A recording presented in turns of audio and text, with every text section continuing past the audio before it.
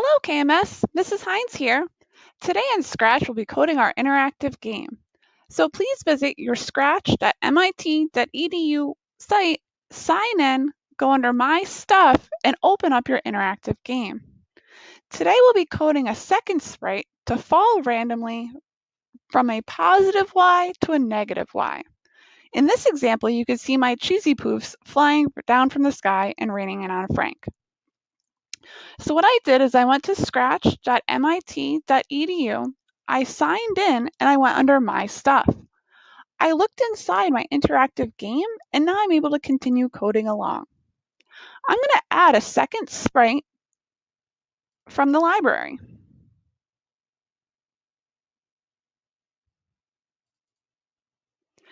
All of my code is still on Frank, but now my new Cheesy Poof sprite has no code. I want this to start with the green flag. I want it to go from one location and glide to a different location. So if I'm having it start, say, where it is, I want it to start way up top here. The y-axis is the axis that goes up and down. So if I change this 3 to something like 300, and I trial my program, my cheesy poofs will start up here.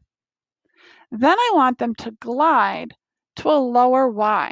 So perhaps I make this glide beneath Frank. So if I change this to a negative 300.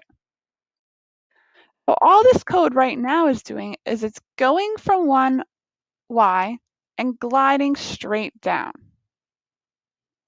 If I were to go under control and put this in a forever loop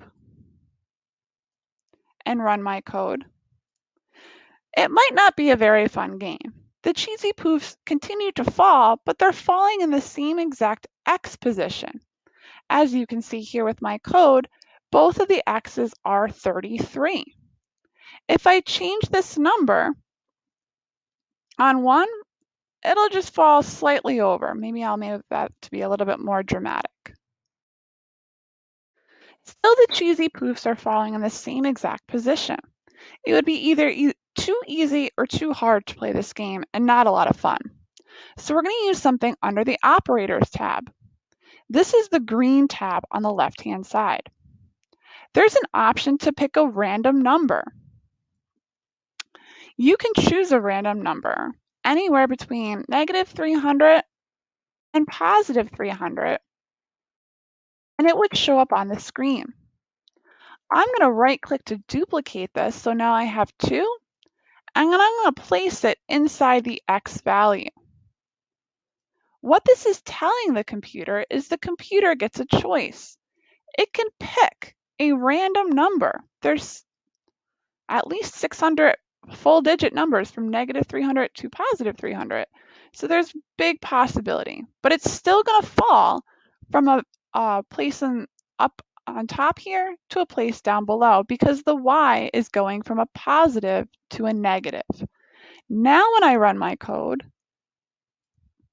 the cheesy poofs will fall in a different location every single time. It only requires a simple block of code to run this program, but you can see I'm getting a different result every time that it's going from one location and going to another because I have this random factor involved. You can choose any second sprite and have it fall randomly. If you want it to fall slower, just increase the amount of time it takes to glide from one location to another. Make sure that you say File and Save Now every single time you do something worth saving. All right, KMS, nice job. See if you can get one sprite to move with the arrow keys while the other is falling randomly today. Best of luck.